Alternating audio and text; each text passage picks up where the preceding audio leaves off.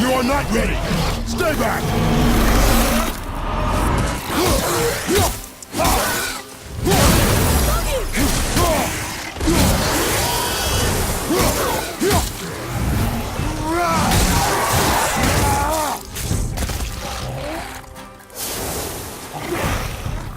The gods of Olympus have abandoned us, so now we're off to some Norse mythology. Good. I'm Timur, and I'm joined by Dave Jewett. Hello. And we're going to be talking about God of War, the rebooted version of one of Sony's biggest franchises, which is back and very different. Now, I'm a huge God of War fan. Played every single one, completed every single one, except for Ascension, because... Is that the mobile one? The no, PSP? No, one? those ones were good, surprisingly. It's the last PS3 one. It was like, it had a multiplayer mode, and it was... I was like, I'm alright without this, you know. But this is very different, and anyone who has a lot of experience with God of War can immediately tell it's different in a lot of ways. We played from the very beginning, the first two and a half hours. Okay. And the first thing I noticed was it doesn't open like a God of War game. God of War games open in quite a dramatic fashion with a set piece or like a really strong moment that sticks with you. The first one had the gods of Olympus have abandoned us, and Kratos kind of kills himself. Second one had the Colossus of Rhodes, where you're fighting the Colossus. This one opens with like a solemn moment where you're just chatting to your son, and that's a big part of this game. It's like trying to recast Kratos as a more sympathetic character.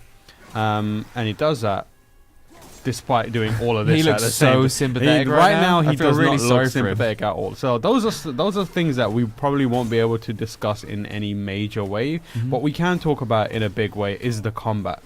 And as you can probably tell here, it's very different. The older games, they were all built around the Blades of Chaos, which were these kind of like really long-range weapons that you could like hit multiple people with. Those are the things chained to his wrist, right? Chained to his wrist. I never actually played the original God of War. But right, but you've seen enough imagery of him to know how iconic those blades are. But he loses those at the end of, I think it's 3.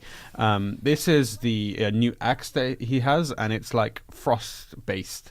So it's got a bunch of really cool properties, and we were talking to Cory Barlog, who's the director of this game and has directed God of War 2 and written a bunch of other ones, and he actually said like God of War was created in response to I can't remember who it was. There was a Japanese designer of combat games. It might have been someone at Platinum, might have been someone else. I don't want to call someone out, but they said Western developers basically don't know how to make combat games. And so they made God of War, which was like, and it was hugely successful. As a fan of Japanese combat games, I wouldn't say God of War kind of came anywhere close to what they were doing. But this, on the other hand, does. Okay. This comes way closer to being like something that they could give to a Japanese developer and say, this is our take on what you're doing.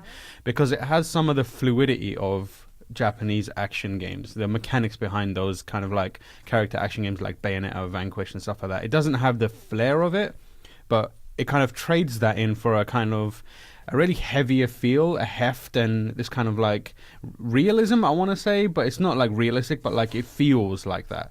Right. Imagine if you took kind of the heft and like the chunkiness of Gears of War and combined it with a combat from like a Platinum game, a Devil May Cry-ish. But you wouldn't expect Kratos to move like Bayonetta, would you? No, you wouldn't. But he does in this case in some instances. Like, as you can tell, like we're in an exploration section here, but we'll soon see. Like, he's got a mixture of moves that he can use. Like, the axe is kind of the centerpiece of the combat.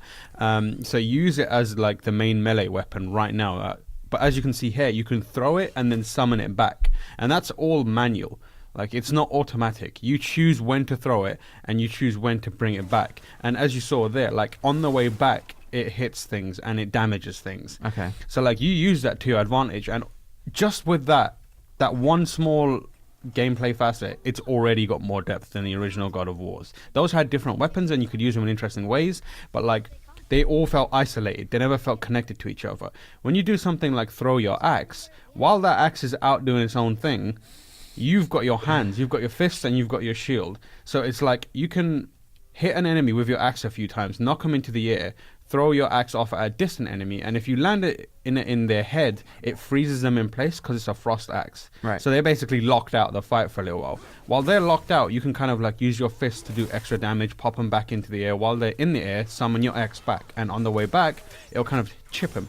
So like you've got that, and then you can do other moves as well. You unlock abilities through upgrading, and you can do things like freeze them and knock back and stuff like that. So it becomes this kind of really fluid combat system where you're switching between weapons and abilities and that kind of stuff. Although we didn't get to see like the full potential of it, from what I played in the first 2 hours, I felt like I was thinking about combat in a way that I hadn't in the previous God of War games.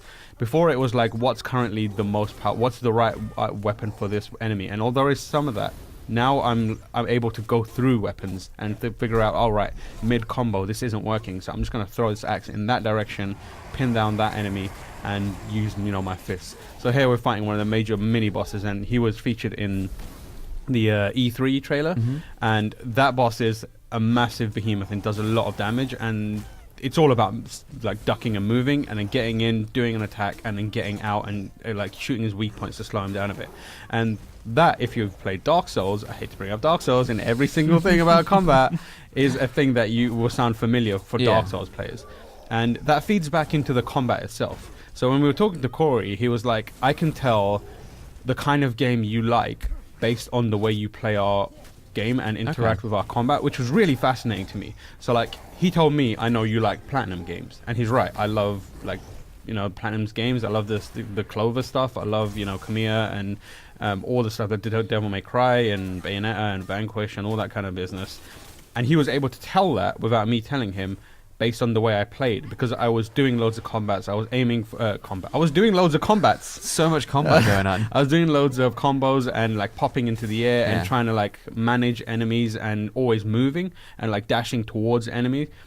And he was able to tell that, and looking around the room, he could also figure out who liked Dark Souls, because other players were kind of like approaching the enemy, like locking on, doing the circle strafing, and then finding an opening and getting in, doing a big amount of damage, and then getting out. Right. So like there's styles. So that just says that there's enough depth and enough like open-endedness in this combat system to kind of accommodate a bunch of styles, which is really fascinating to me. It's completely the opposite of the way God of War felt before. It's always been an enjoyable combat experience, but I wouldn't describe it as deep and really like creative. It doesn't reward you for being like figuring out the nuances and trying to implement them. So you can see here he's frozen the thrust axe and then punts him at the other enemy, and that's really important. So the original God of War games, it looks sick. First of all, like it is that's one thing it hasn't lost. God of War was always about like it was always a power trip, right? And this game is going for something different now. It wants to humanize Kratos. It's got his son there, Atreus, who you can see chilling out in the background, firing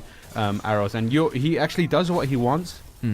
He's controlled by AI, but he works into your combat. So if he's assigned to a button on your controller, and all it does is he fires an arrow.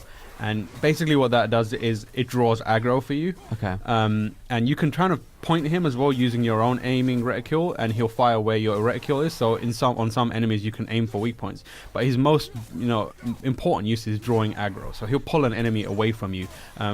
In the early game, we're only fighting like variations of Dragos, who are these kind of like zombie-like creatures from Norse mythology. And for the most part, they were all pulled by him. But I'm not sure how it works if there's like a really powerful enemy and you're trying to get him off you. They probably ignore Atreus. But you need to do that, and you need to constantly be moving, because while all the games, they kind of just gave you a bunch of enemies to fight. It almost felt like here's a room. Almost felt like Dynasty Warriors in a certain way. Like they always had different styles and they always had different abilities, but you were there just to stomp them, right, and feel good while stomping them. The enemies in these encounters, they feel more placed and they feel more like designed in a certain way, and like they've chosen, handpicked, so that they can present you specific challenges and try and encourage you to play in certain ways and figure out the ins and outs of combat. And you really have to spend a lot of time thinking about how you crowd control and who you prioritize. And you do that using abilities like throwing your axe and freezing someone in place, using Atreus to draw attention, and like if it's like really key, because you also have like a quick turn button, which is something that you usually only see in Resident Evil. That's because you really need to quickly be able to snap around and address something like a long range enemy firing at you, for example. In like that is like we're seeing right here. And obviously Kratos is a larger than life character, and you're obviously making him look very good right now. But is he actually quite? Will an enemy be able to easily down him? Because it sounds like with all these abilities to keep crowd control, it sounds like he's constantly under threat. Yeah, so the way they like Kratos, like you said, is a big deal. He's killed gods at this point, and so like he shouldn't be able to be downed by a dragon. They can down you and they can kill you, but the way they do it is often by whittling you down in big numbers, which is another reason why these encounters are so like over the top. They manage to somehow have loads of enemies, but without falling into the trap of just having, let's throw 30 of these enemies and be Dynasty Warriors. They like think about how many enemies there are, and there's usually a lot of them, and also make sure that they're a different variety and they're challenging in specific ways. Right. But like the brutality of Kratos is still there, although they're kind of like that's one part of him that fans always loved. Like he was unrelenting. Everything he did came with a grunt and a groan, and it's like the ripple of muscles, everything from like opening doors to opening chests, and that's still him. And like when he lifts up, stone doors, you can hear him. You can actually see some of his back muscles ripple a bit. So if you're like well into Kratos' muscles, you will see them.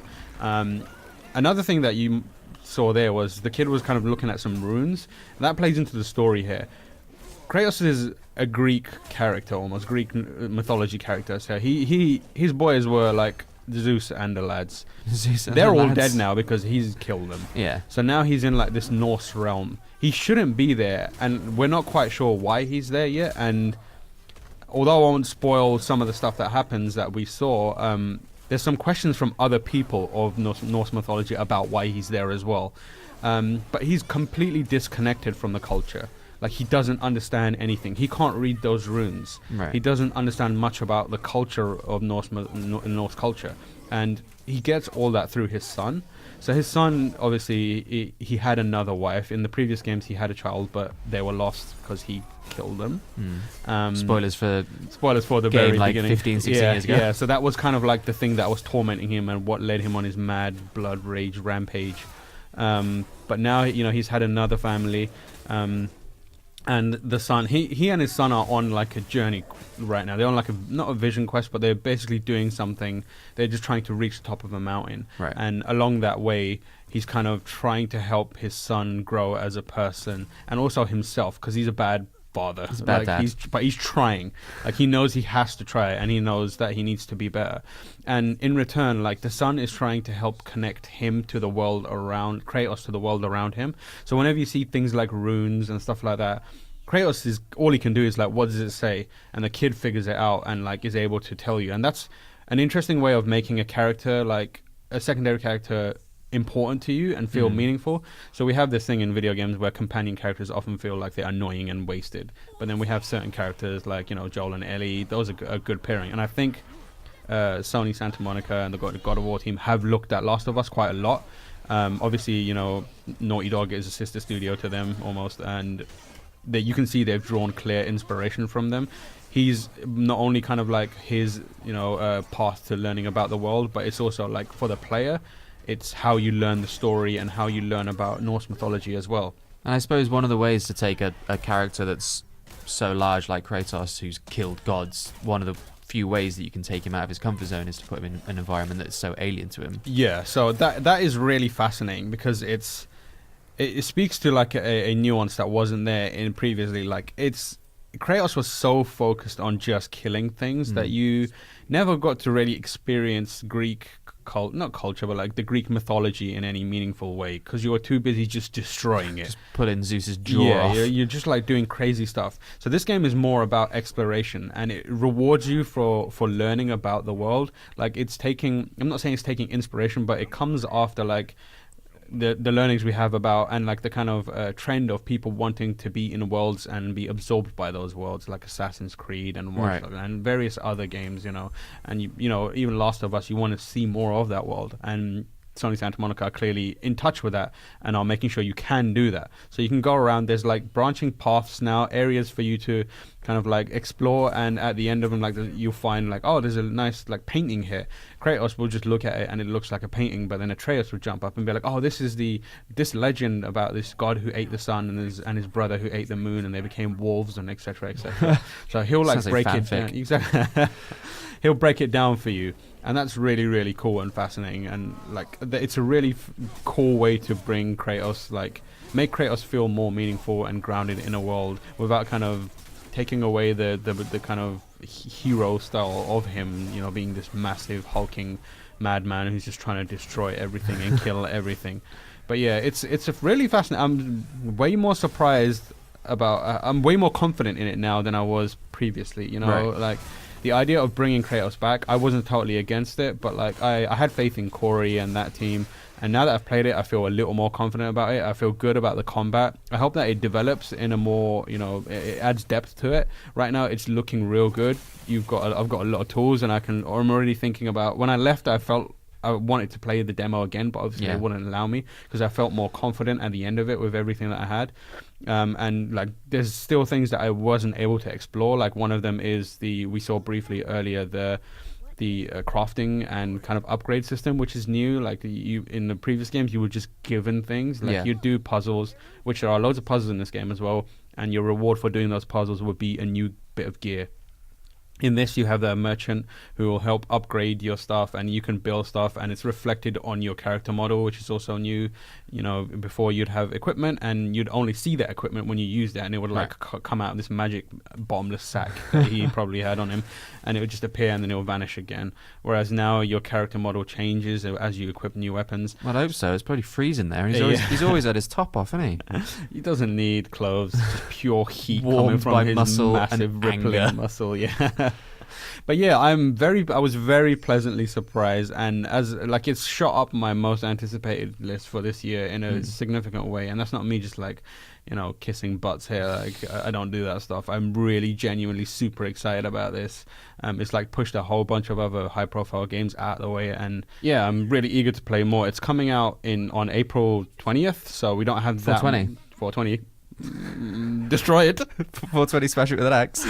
Well, you sold me on the game. Like I said, I've never played God of War. I think you're really gonna like it. Yeah. Yeah, I think you're right because you're a massive dork. You love. I mean, you're not wrong. You love Warhammer and different kind of like fantasy, and you like Norse mythology as well, as far as I know. I'm probably gonna like crank up the Immigrant Song on repeat. Down to the play through the entire game. Yeah, and it's really, really like they've clearly paid attention, and they've got like language experts in to kind of decipher all this Norse runes and put together their own kind of like take on it, and they've done the legwork to make it an interesting world. So yeah, and it plays really well. So I think you really, really like it. If this is your first God of War, like I think it's a really good entry point. And I think most people, if it manages to land what it does, they might come away thinking, oh man, I need to go back and play those. So that's what I thought of God of War, the reboot. Very excited for it. If you'd like to see more of the game, keep your eyes on GameSpot.com. You can also visit our YouTube page, youtube.com/GameSpot. Wouldn't you know it? Where we have more of this game. We've got trailers. We've got a feature with Cory Barlow coming up. It's an interview, which is kind of very interesting. So you should keep your eyes out for that. Can we rank video game dads now? I think I need to see where he goes, but he's pushing up. He's getting to the top, I think. Kratos is daddy AF. He is daddy AF. Like, he's daddy goals. Like, if you were a dad, you want to be as ripped as he is. I mean, you're not wrong. Yeah, and have a cool axe that you can summon at any point. Imagine if your kid was acting out. Go on a school run. Yeah, imagine if your kid was acting out and just an axe appeared in your hand every time. In the meantime, you can find us on Twitter. I'm at TimorH. And I'm at Irregular Dave. And we will see you soon.